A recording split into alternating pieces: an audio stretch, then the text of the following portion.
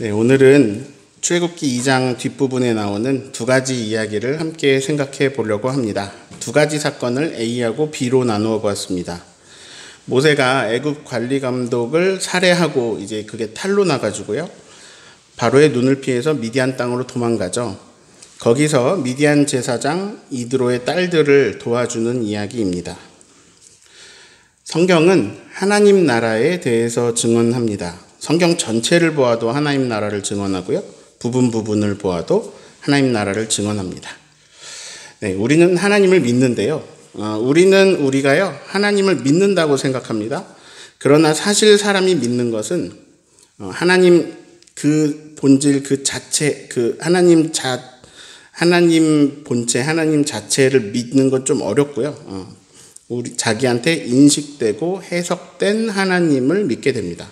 그래서 자기 경험이나 자기 해석이나 그래서 자기 사고의 틀에 걸러진 나의 렌즈에 비춰진 그런 나의 해석, 나의 생각, 하나님에 대한 나의 인식, 내 인식 안에 들어온 하나님을 내가 믿게 됩니다. 임종철 목사는 하나님을 온전하게 볼 수 있느냐? 아닙니다. 네, 저는 저의 렌즈에 비추어지고 저에게 인식된 만큼만 하나님을 알 수 있습니다. 임종철이라는 사람은 성경을 읽을 때 임종철의 관점으로 읽게 됩니다. 그래서 따라서 제가 소개하고 설교하는 것은요, 저의 틀에서 해석된 말씀입니다.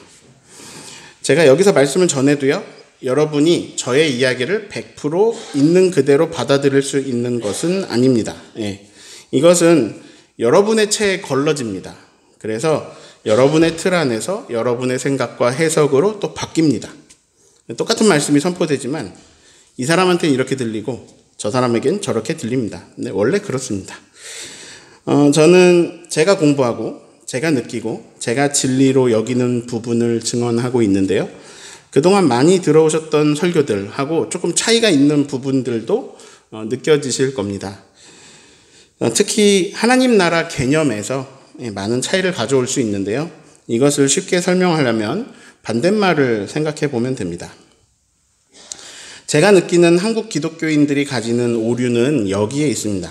하나님을 믿는다는 것이 예수천당 불신지옥을 믿는다라는 것과 동일하게 여겨지는 것입니다. 자, 예수천당 불신지옥이라는 말은 예수님 믿으면 죽어서 천당 가고 예수님 안 믿으면 죽어서 지옥에 간다, 이런 말인데요. 이런 개념을 가지고 있을 때의 하나님 나라의 반대말은 지옥입니다. 사후세계의 지옥을 말하는 거죠. 지옥은 죽어서 가는 사후세계로 영원히 고통받는 불구덩이를 말하고요. 천국은 반대로 평안하고 좋은 세계를 이렇게 뜻하죠. 이런 것을 받아들이고 이런 개념으로 신앙을 가진 사람들은 전도에 신경을 쓸 수밖에 없습니다. 왜냐하면 저 사람이 죽어서 영원히 고통받는 불구덩이에 떨어지지 않게 살아있을 때 어떻게든 내가 전도해서 개종을 시켜야 됩니다. 이 영혼 구원의 사명이야말로 이 세상에서 가장 소중하고 고귀한 일이 되는 거죠. 이것은 때를 얻든지 못 얻든지 전해야 하는 정말 소중한 일이 되는데 이렇게 귀한 일을 내가 잘 못하고 있어서 아니면 전혀 못하고 있어서 그게 너무 죄책감이 들고 그게 하나님한테 너무 죄송하고 또 사람들한테 미안하고 그런 마음으로 살아가게 됩니다. 이게 꼭 하나님을 믿게 해가지고요, 지옥 가지 않게 돕는 것, 이게 이제 내가 이 땅에서 해야 할 일이 됩니다. 이런 세팅을 가지면 그렇게 됩니다. 그래서 내 가족도 구원 못하고 있다라는 게 정말 괴로운 일이 되고요. 그것이 이게 나에게 평생 숙제가 되는데 이 숙제가 너무너무 어렵고 너무너무 잘 안 됩니다. 그런데 기독교인들이 아닌 사람들이 보기에는 이런 기독교인들을 만날 때 괴리감을 느낍니다. 왜냐면요, 기독교인들이 자기가 왕이 되는 나라를 계속 세우고 있기 때문입니다. 그리고 이제 죽음 이후에 하나님 나라를 계속 말하는데 이건 너무 멀게 느껴져가지고 지금의 나의 삶 그리고 하나님 나라는 별로 연관이 없고 아무런 상관이 없는 것처럼 느껴지기도 합니다. 그런 이제 저는 저의 렌즈를 통해서 본 것을 전달하잖아요. 제가 이해한 하나님 나라의 개념으로 볼 때 하나님 나라의 반대말은 사후세계 지옥이 아니고 임종철 나라입니다. 임종철이 하나님 나라와는 반대 방향에 임종철 나라를 세우기 위해서 온갖 막 불의한 일을 다 저질러요. 임종철 나라 세우려고 막 온갖 불의한 일을 다 저지르고 있으면서 그러면서 천국 가야 돼라고 전도를 하니까 하나님 나라 가야 돼. 하나님 나라 반대로 행하면서 하나님 나라 가야 돼라고 전도를 하니까 거기서 오는 괴리감이 거부감이 되어서 그 거부감이 기독교인들을 안 좋은 시선으로 보게 하기도 합니다. 자, 임종철 나라를 세우고 있는 그런 욕심 가득한 임종철을 볼 때, 아니, 저 사람이랑 같은 나라에 간다고 나 안 간다. 이렇게 생각하게 하기도 합니다. 임종철 나라와 하나님 나라의 차이는 뭐냐? 주권입니다. 주인입니다. 자, 하나님 나라로 삶의 방향을 바꿀 때 반드시 필요한 게 있는데요. 회개입니다. 회개는 주인을 바꾸는 일입니다. 하나님이 주인이십니다. 하나님 나라는 하나님이 주인이셔서 하나님이 왕이셔서 하나님의 뜻대로 운영되는 세계입니다. 제가 성경에서 발견한 하나님 나라의 두 축은요, 사랑과 정의입니다. 이 둘 다 너무너무 필요한데요. 그래도 그 중에 더 중요한 하나는 사랑입니다. 자기 자신이 주인 되는 세상, 자기 나라 세우고 싶은 그런 사람들은요, 자기 욕심을 따라 행동하게 됩니다. 그 욕심이 잉태하여 죄를 낳고 죄가 장성하여 사망이 됩니다. 그 욕심을 채우기 위한 방법들에 많이 쓰이는 게 폭력입니다. 내 욕심대로 돼야 되는데요.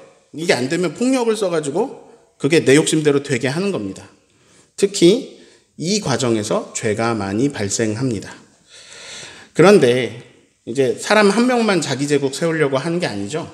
사람들이 전부 다 그렇게 하고 있습니다. 자, 사람들이 전부 다 자기 욕심대로 살려고 할 때, 그럴 때 사회는 어떤 모습으로 형성되냐면요. 강한 자가 약한 자를 거느리는 약육강식의 모습을 띠게 됩니다.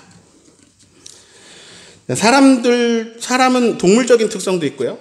그리고 하나님의 특성도 가지고 있어요. 그런 존재예요. 그런데 이 중에서 어느 쪽에 무게를 싣느냐에 따라서 그 사회가, 그 나라가, 그 공동체가 동물의 왕국의 모습에 가까운 모습인지 하나님 나라에 가까운지 정해집니다. 예수님이 가르쳐 주신 기도에 등장하는 단어로 설명을 하면 좀 더 와닿을 것 같은데요. 하늘과 땅입니다. 하늘은 막 비행기 날고 구름 떠 있고 그런 공간 말한 게 아니라고 했죠. 어떤 초월적인 차원, 인간 세상, 인간 차원을 넘어선 초월 세계, 그런 세계로 이해하시면 좋을 것 같은데요. 뜻이 하늘에서 이루어진 것 같이, 우리가 이렇게 빨리 말하고 넘어가지만 뜻이 하늘에서 이루어진 것 같이, 과거형이죠. 그러니까 하늘은요, 하나님 뜻이 이루어지고 있습니다. 계속 항상 하나님 뜻이 이루어지고 있습니다. 하나님의 주권대로 되고 있습니다. 즉 하나님 나라입니다. 근데 땅은요, 우리가 살아가는 차원입니다. 사실 모든 소유는 하나님의 거예요. 하나님 것이므로 하나님 나라가 맞아요. 하나님 거니까 다 하나님 나라예요. 그런데 문제는 땅에서는 하나님의 뜻이 다 이루어지고 있지 않습니다. 하나님 뜻대로 되지 않는 일들이 있습니다. 인간의 욕심과 죄 때문입니다. 그래서 땅에서도 하나님 나라는 이미 시작되었지만 아직 완전하지 않습니다. 이미 그러나 아직이라고 말합니다. 그래서 우리는 이렇게 기도해야 됩니다. 나라가 임하시오며, 하나님 나라가 여기에, 지금 여기에, 땅에 임하기를 바라면서 뜻이 하늘에서 이루어진 것 같이 여기에 땅에서도 이루어지기를 우리는 그것을 기도해야 합니다. 자, 땅, 인간 수준, 인간 차원, 이 인간 차원의 하나님 나라는 완전하지 않지만 언제 완전해지냐면요, 예수님이 다시 오시는 날에는 땅도 하늘과 같이 변할 것입니다. 네, 온전한 정의가 서게 될 것이고요. 그 정의는 신기하게도 인간이 완벽하게 뭔가를 도덕적으로 해서 이루어지는 게 아니라 그 정의는 십자가의 사랑으로 완성이 됩니다. 네. 자, 자기가 주인 되는 나라가 아닌 하나님이 주인 되시는 나라. 하나님이 주인 되시는 나라를 믿음으로 일구어 가기를 바라는 기독교인들은 사랑이 무너지고 정의가 무너진 세상, 약육강식이 되어버린 세상, 약자들이 고통받고 있는 세상, 그런 세상이 되어버린 현실 속에서 그래도 하나님이 원하시는 방향, 더불어 살아가는 세상, 서로 사랑하며 살아가는 세상으로, 공의가 강물처럼 흐르는 세상의 방향으로 그렇게 살아가려고 노력하게 됩니다. 그것이 기독교인의 자세가 됩니다. 근데 이런 자세를 가져도요, 바로 깨닫게 됩니다. 본인이 얼마나 나약한지, 본인 힘으로 할 수 있는 게 얼마나 아무것도 없는지, 그리고 본인도 스스로 얼마나 아무것도 못하는지. 성령님의 도움 없이는 나 역시 또 내 욕심 따르다가 끝날 인생이라는 것을 알게 됩니다. 성령님의 인도하심을 받아야 합니다. 네, 하나님 나라의 방향은요, 그래서 사랑이고요. 그리고 이제 정의와 공의로 방향이 정해집니다. 근데 이것의 반대말은 불의입니다. 하나님 나라와 의를 구하라 그랬죠. 하나님 나라는 의로운 방향으로 갑니다. 그런데 반대말은 불의입니다. 이걸 부조리하다라고 말하기도 하죠. 예, 오늘 읽은 말씀에는요, 두 가지 사건이 나옵니다. 40살이 된 모세가요, 자기 형제인 히브리인을 돌봐야겠다라는 생각이 들었습니다. 그들이 일하는 곳에 나갔다가 거기서 히브리인을 괴롭히는 애굽 감독을 쳐 죽여서 모래 속에 파묻습니다. 다음날 또 나갔는데 막 힘을 모아도 시원찮을 판에 히브리인들끼리 싸우고 있습니다. 이해가 안 가요. 그래서 꾸짖습니다. 아니 왜 동족을 때리시오? 그러자 그는 누가 너를 재판관으로 세웠느냐? 나도 애굽인처럼 죽이려고 하느냐? 이런 대답을 합니다. 아니 지금 애굽 사람들이 히브리 사람들 괴롭히고 있었잖아요. 자기들을 괴롭히던 감독을 해치웠는데 고마워해야 되는 거 아닐까요? 아니면 사람까지 죽였는데 그럼 모세가 자기들 편이라는 거 이거 알아줘야 될 거 아닐까요? 아니요, 히브리인들은 모세를 받아들여줄 마음이 없습니다. 자, 지금 이 일은요, 정체성의 혼란으로 일어난 일입니다. 모세는 애굽의 왕자면서 히브리인입니다. 모세는 애굽 왕자의 힘으로 히브리인들을 도우면서 그들의 구원자가 될 수 있을 거라고 생각했습니다. 내가 힘이 있으니까 히브리인들을 도우면서 히브리인들을 구원하는 그런 영웅 같은 사람이 될 거라고 생각했습니다. 그러나 현실에서는 애굽에서도 팽당하고 히브리인들에게도 팽당하여 갈 곳 없는 신세가 되었습니다. 게다가 이제 파라오의 수배 명령이 떨어져 가지고요, 미디안 광야로 도망갈 수밖에 없었습니다. 광야에서 도망자 모세의 은둔 생활이 시작됩니다. 자, 지금 우리가 이거 남 이야기니까, 모세 이야기니까 이거 드라마 보듯이 보고 뭐 이야기하고 있지만, 모세 입장에서는요, 내가 모세라고 생각하면 하루아침에 그냥 모든 걸 다 잃어버린 고난에 처한 겁니다. 40년 동안 당연하게 누리던 그의 모든 것이 다 사라졌습니다. 말 한마디면 모든 것이 내 맘대로 되던 그 애굽 왕궁의 힘이요, 도리어 지금 나를 죽이고자 하는 힘으로 변해서 나를 위협하고 있습니다. 왕궁에서 막 높은 위치에서 좋은 것만 먹고 좋은 것만 누리고 좋은 것만 보던 모세는요, 부조리한 사회를 보게 됩니다. 자기 형제인 히브리인들이 고된 노역을 하는 것을 보았습니다.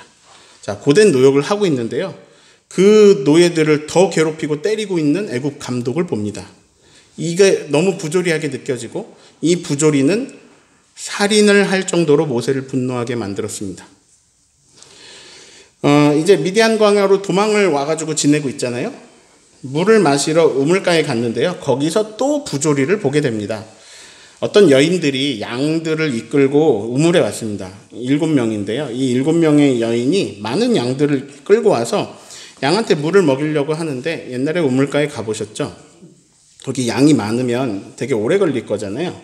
근데 그 여인들보다 늦게 온 다른 목자도 아니고 목자들이 이 여인을 쫓아내면서 자기 양한테 물을 주려고 합니다. 자기들 물 마시고 자기 양들 물 주려고 합니다. 힘이 센 남자 목자들이요, 그 위협하니까 힘 약한 이 여인들이 한 발 물러나서 그들이 우물에서 볼일 다 볼 때까지 기다려야 하게 되었습니다. 근데 이게 하루 이틀이 아니에요. 근데 모세가 제일 먼저 와서 우물에 있었거든요. 제일 먼저 온 모세가 보기에 이건 불의한 일이었습니다. 부조리했어요. 근데 모세가 애굽에서 배운 문무에 능한 사람이거든요. 그러니까 모세는 그 자기가 배운 어떤 강인함으로 목자들을 내쫓았나 봐요. 그래서 양들에게 물을 먹일 수 있도록 해줍니다. 자기가 구유에 물을 떠가지고 직접 양에게 막 물을 먹이기도 하면서 이 여인들을 도와줍니다. 이 여인들은 그 미디안 땅의 제사장 이드로라는 사람의, 오늘은 말씀엔 루엘로 나왔는데 이드로로 나중에 나옵니다. 이드로의 딸이었습니다. 이드로가 딸들에게 말합니다. 오늘은 어떻게 이렇게 빨리 돌아왔니? 딸들이 말합니다. 어떤 애굽 사람이요, 우리를 목자들의 손에서 구해줬어요. 그리고 우리를 위해서 물을 길어가지고 양떼에게 막 먹여줬어요. 이드로가 말합니다. 아니, 그렇게 고마운 사람을 놔두고 왜 너희들만 왔니? 그분을 모셔서 음식을 대접해라. 네, 모세가 초대를 받아가지고요, 이드로의 집에 갔습니다. 지금 모세 옆에는 아무도 없어요. 모세는 도망자이고 나그네입니다. 먹을 것도 없고요, 옷도 한 벌이에요. 그리고 아무도 그를 반기는 사람이 없습니다. 그런데 그런 모세가 누군가에게 초대를 받았어요. 이것은 너무나 가슴 따뜻해지는 일이었습니다. 모세는 이 따뜻한 이드로의 집에 더 있고 싶었습니다. 자기를 받아주는 곳, 자기에게 음식을 주는 곳, 양들한테 물 좀 줬다고 자기를 되게 귀한 사람으로 여겨준 곳입니다. 근데 이드로도 모세를 좋게 본 것 같습니다. 안 그래도 이 집안에는 남자가 모자란데, 그래도 양떼 돌보기에 40세 건장한 남자 있으면 좋을 것도 같겠죠. 그리고 딸 7명 중에 그래서 이제 십보라라는 딸을 모세하고 결혼하게 해줍니다. 모세는요, 집이 생겼습니다. 지금 나그네잖아요. 떠돌이잖아요. 집이 생겼습니다. 가정이 생겼습니다. 그리고 모든 것이 다 있었던 애굽에서도 없었던 아내가 생겼습니다. 그리고 아들도 낳았습니다. 그래서 떠돌이로 광야에서 들나귀같이 살아갈 모세에게 새로운 인생이 시작되는 것을 오늘 우리가 보았습니다. 그러나 모세는 마냥 기쁘지 않았습니다. 왜냐하면 모세는 왕궁에서 40년을 산 사람이거든요. 감사하게도 이 형편 속에서는 되게 감사하게도 가정을 꾸렸지만 모세는 지금 남의 집에 와 있는 기분으로 삽니다. 그래서 아들 이름을 게르솜이라고 짓는데요. 이거는 내가 타국에서 나그네가 되었구나, 이런 뜻입니다. 신세 한탄을 하고 있는 거죠. 그런데 여기서 모세의 정체성을 잠깐 볼까요? 자, 미디안이 타국이면 내가 타국에서 나그네 생활하고 있다. 그럼 자국은 어딜까요? 모세에게? 애굽입니다. 모세는 히브리 사람이기도 하지만 애굽 사람이기도 합니다. 그래서 모세는 애굽 시절을 그리워하고 있습니다. 내가 여기서 이러고 있다니, 내가 나그네가 되었다니. 자, 여기까지 이제 두 가지 사건을 살펴봤는데요. 부조리한 상황 앞에 있는 모세를 보았습니다. 하나님 나라의 방향은 공의예요. 근데 사람들의 욕심은 불의로 갑니다. 불의한 세상을 만들어요. 자, 불의한 세상의 특징을 제가 약육강식이라고, 그런 세상이라고 불렀는데요. 그래서 그런 세상에서 잘 살려면, 약육강식에서 잘 살려면 강해야 됩니다. 그래서 관심사는 당연히 누가 크냐가 될 수밖에 없습니다. 약육강식 세상에서는요, 강해야 살아남고요, 강해야 편하게 살 수 있습니다. 그런 세상을 살아온 사람들은 강해지려고 애쓰는 거죠. 그래서 이 말씀에 나오는 등장인물 중에서 누가 더 강한지, 누가 이제 요즘 말로 갑과 을이라고 하잖아요. 누가 갑인지 누가 을인지 좀 살펴볼까 해요. 자, 둘 중에 누가 갑일까요? 첫 번째, 이제 애굽 왕과 히브리 노예, 누가 갑이에요? 애굽 왕이 갑이죠. 두 번째, 애굽 감독과 히브리 노예, 애굽 감독이 갑이죠. 자, 그럼 애굽 감독과 애굽 왕자는요? 애굽 왕자가 갑이죠. 그러면 애굽 왕과 이제 파라오죠. 투스모스 3세. 그리고 애굽 왕자 모세는요. 왕과 모세는 왕이 갑이죠. 그러면 다섯 번째로 싸움하던 히브리 사람하고 모세 왕자 누가 갑일까요? 당연히 모세 왕자가 갑인 것 같은데, 근데 다시 이 상황 속에서의 역학관계를 볼게요. 모세가 반역자가 됐어요. 반역자가 됐다는 건 가장 강한 사람한테 반기를 든 적대 세력이 됐던 얘기예요. 그리고 사형을 선고받은 죄수로 전락했어요. 이 죄수의 죄를 고발하고 있는 사람이 이 히브리 사람이에요. 그러니까요, 이 상황 속에서는 히브리 노예가 애굽 왕자보다도 갑이 되고 있습니다. 자, 미디안 땅의 남자 목자들하고 이드로의 딸들 중에서 누가 더 강해요? 목자들이 힘이 세요. 자, 모세하고 이드로의 딸들 중에 누가 힘이 세요? 모세가 힘이 세요. 미디안 땅에서 미디안 제사장 이드로하고 미디안에서 나그네로 있는 모세, 누가 갑일까요?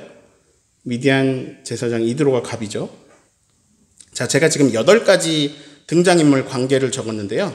근데 헷갈리지 않게 전부 이쪽 앞에 적은 사람이 갑이 되도록 적었어요. 네, 저쪽에 있는 사람이 다 갑이에요. 자, 갑질이라고 불러도 좋고요. 뭐 학대라고 불러도 되고 괴롭힘이라고 해도 좋고 폭력이라도 해도 좋습니다. 그냥 갑질이라고 할게요. 자, 누가 누구에게 갑질하고 있는지 하나하나 볼까요? 애굽 왕이 히브리 노예에게 갑질을 하고 있죠. 그리고 남자애들 다 죽이고요. 강제 노역시키죠. 갑질하고 있죠. 애굽 감독이 히브리 노예 때리고 갑질하고 있죠. 애굽 왕자 모세가 애굽 감독에게 갑질을 하다 못해 죽이고 말았죠. 애굽 왕자 모세를 죽이려고 하고 있죠. 히브리 싸움꾼이 왕자님에게 막 너라고 부르면서 왕자의 죄를 고발해서 반역자로 만들고 있죠. 미디안 땅 목자들이 힘이 약한 이드로의 딸들을 괴롭히고 있죠. 그리고 힘이 센 모세가 이드로의 딸들에게 괴롭히고 있죠. 아니죠? 여긴 아니네요. 지금 강자가 약자를 괴롭히고 있지 않아요. 그 다음에 이드로가 미디안 땅에서는 이드로가 더 갑인데 나그네 모세에게 갑질하고 있지가 않죠. 여기도 아니네요. 자, 8가지 강약 관계 중에서 6번까지의 관계에서는 강자가 약자를 괴롭혔는데요. 7번과 8번은 달라요. 오늘 설교 제목을 폭력과 도움이라고 지어보았습니다. 이것은 부조리한 상황 속에 있는 2가지 사건에 각각 다르게 반응한 모세의 행동을 말합니다. 상황은 둘 다 부조리했는데요. 행동이 달랐어요. 첫 번째는 폭력이고요. 두 번째는 도움입니다. 첫 번째, 애굽 감독이 히브리 노예를 때리고 있는 그 부조리한 상황 속에서 모세의 행동은 살인으로 나타났습니다. 제가 원래 오늘 설교 제목을 살인과 도움이라고 지었어요. 이 두 사건에서 살인과 도움. 근데 너무 이게 세가지고 강해가지고 그냥 폭력과 도움으로 바꿨습니다. 약육강식 세계가 신랄하게 드러나고 있습니다. 강한 감독이 약한 노예를 때립니다. 폭력이죠. 근데 그보다 더 강한 왕자가 약한 감독을 때려 죽입니다. 폭력입니다. 폭력이 일어났고 폭력이 일어났습니다. 자, 폭력은 불의를 가져옵니다. 폭력은 관계를 파괴합니다. 부조리한 상황을 폭력으로 해결해버린 모세를 그 폭력 상황에서 도움받은 히브리인이 뭐라고 부르고 있는지 보실까요? 감히 왕자에게 너라고 부르고 있습니다. 그러면서 너는 재판관이 아니다. 확실히 선을 긋습니다. 도리어 너는 살인자다. 이렇게 말하고 있는 거죠. 그러면서 덧붙입니다. 나도 죽이려고 하느냐? 고마워하고 있지 않습니다. 이제 두 번째 부조리한 상황입니다. 목자들이 여인들을 내쫓으면서 자기들이 우물을 차지하고 그리고 여인들에게 해코지하고 괴롭힙니다. 계속 그래 왔어요. 그 상황에서 모세가 행한 행동은 비슷했습니다. 비슷해요. 힘을 발휘하는 거였어요. 그런데 그게 폭력으로 나타나지 않고요. 도움으로 나타났습니다. 부조리한 상황을 도움으로 해결한 모세를요. 도움받은 여인들이 뭐라고 부르고 있는지 보실까요? 그 애굽 사람이 우리를 괴롭히는 목자들에게서 건져냈어요, 아빠. 이렇게 말을 하고 있습니다. 자, 여기서 건져냈다라는 것을 다르게 번역하면 구원했다입니다. 여인들은 모세를 우리를 구원한 사람이라고 부르고 있습니다. 자, 상황은 둘 다 부조리였어요. 부조리의 이유는 폭력으로 일어난 거예요.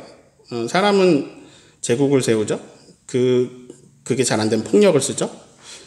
이 폭력으로 인한 부조리 상황이 있죠. 어디에나 있는데, 근데 거기서 드러낸 모세의 행동이 폭력이었느냐 도움이었느냐에 따라서 상당히 다른 결과가 나타나고 있음을 볼 수 있습니다. 오늘 하고 있는 얘기를 요약해 볼까요? 인간이요, 동물같이 살기를 선택하면 그러면 약육강식의 세상이 됩니다. 거기서는 강한 자는 약한 자를 괴롭힙니다. 그 과정에 폭력이 발생하고요, 평화가 깨지고요, 정의가 무너지고요, 불의하고 부조리한 상황이 됩니다. 그래서 이야기 속의 등장인물들이 각 상황에서 어떻게 행동하고 있는지 8가지를 제가 보았습니다. 첫 번째 폭력이었고요, 두 번째도 폭력이었고요, 세 번째도 폭력이었고, 네 번째도 폭력이었고요, 다섯 번째도 폭력이었고, 여섯 번째도 폭력이었어요. 그런데 다른 모습이 나옵니다. 모세는 이드로의 딸들보다 강하지만 그 힘으로요, 도움을 주었습니다. 이드로는 미디안에서 힘 있는 사람이지만, 제사장이지만 미디안에서 나그네인 모세에게 도움을 줍니다. 자, 많이 못 보던 그림이 나왔어요. 강이 약을 도와줬습니다. 이게 가능하구나. 자, 동물의 왕국하고 반대인 하나님 나라의 방향은 이렇습니다. 하나님 나라는 힘이 다 똑같은 게 아니고 다 다양하게 하셔서 힘이 다 다르지만 해치지 않습니다. 서로 다른 영역에서 어디에선 자기가 갑이 되고 어디선 을이 되는데요. 어디선 강이 되고 어디서 약이 되는데요. 그 다른 힘들이요, 서로의 약함을 서로 보완해 줍니다. 도와줍니다. 그래서요, 사자하고 어린 양이, 독사와 어린이가 같이 놀고 장난칩니다. 서로 해치는 일이 없으니까 만남이 놀이가 됩니다. 강이 약을 도와주는 그림, 잘 못 보는 그림, 강이 약을 도와주는 그림이 가장 선명하게 나타난 곳은 십자가입니다. 하나님께서 인간을 도와주시려고 대신 죽는 그 사랑이 하나님 나라의 방향입니다. 그 십자가 사랑 앞에서 우리는 그분을 구원자라고 부릅니다. 자, 회개해서 방향을 바꿔볼까요? 힘이 있는데 이 힘을 폭력으로 쓰지 않고 도움으로 쓰는 방향으로 바꿔볼까요? 자, 애굽 왕이 히브리 노예들을 만약에 도와줬다면 어떨까요? 애굽 왕이 힘이 있어요. 히브리 노예들을 폭력에서 하나님 나라는 방향을 바꾸는 거예요. 그러면 노예에서 바로 자유인이 되겠죠? 강제 노역도 안 시키겠죠? 아이고, 너희들 그 인구가 늘고 있구나.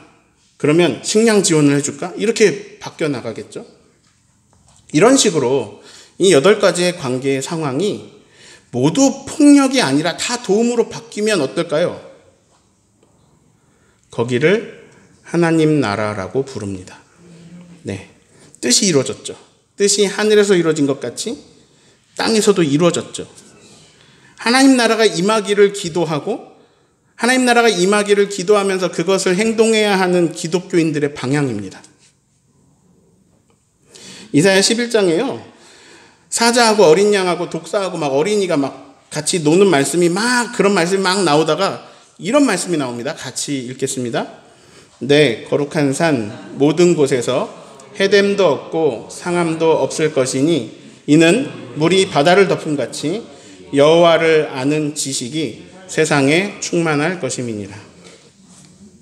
하나님을 알게 되면, 여호와를 아는 지식이 충만하면, 하나님을 알게 되면, 그분을 진짜 깊이 알게 되어서 물이 바다를 덮은 같이 모두가 다 하나님을 알게 되면, 그것이 충만하게 되면, 그분의 주인 되심을 알면, 그분의 주임 되심과 그분의 뜻을 알면 모든 곳에서 누구에게 해가 되는 일도 없고 누구 하나 상하는 일도 없게 됩니다. 왜냐면요, 힘이 폭력이 아니라 도움으로 작용하니까요.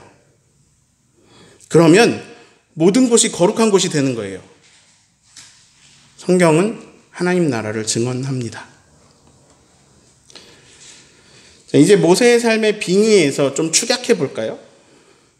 모세는요, 애굽에서 왕자예요. 애굽은요, 자기 왕국 같은 곳이에요. 파라오 말고는 뭐 무서울 게 없죠. 내가 힘 있는 나의 왕국 같은 애굽에서 폭력을 썼더니 관계가 파괴되고 악이 발생하고 모두가 괴로워집니다. 그리고 모세는 거기서 도망자가 되었습니다. 그런데 두 번째 사건, 모든 힘과 모든 재산과 이런 모든 여태까지 맺어온 관계들과 이런 걸 다 상실해버린 그런 광야에서 내가 이드로의 딸들한테 도움을 주고요. 또 이드로가 갈 곳 없는 나에게 도움을 주고 이렇게 서로 도움을 주니까 그렇게 하니까 관계가 좋아지고 가정이 탄생하고 생명이 탄생하고 그곳에서 모세는요, 도망자가 아니라 그들의 반려자가 됩니다.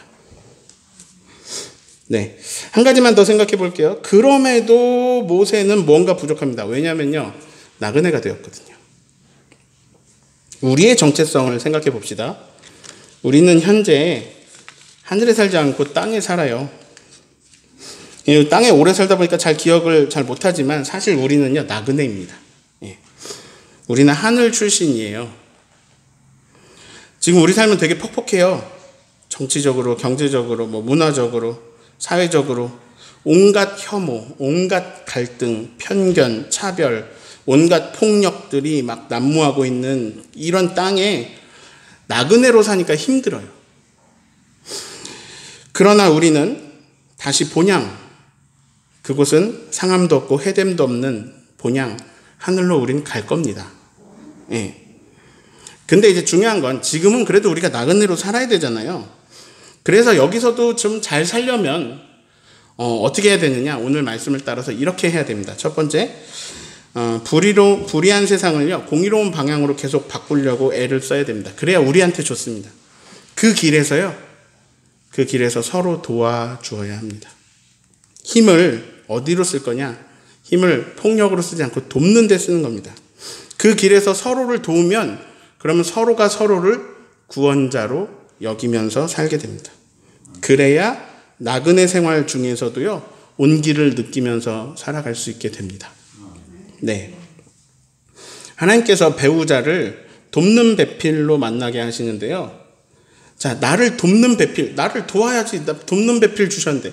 근데요, 나 또한 내 배우자한테 돕는 배필입니다. 그러니까 뭐냐면 어떤 관계냐면 서로 도와주는 관계. 서로 도와주는 사람이에요. 부부는 서로 도와주는 사람이에요.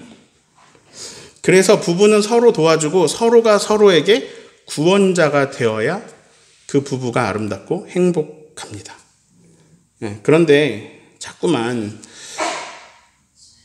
내가 결혼해봐 살잖아. 부부는 초장에 잡아야 돼.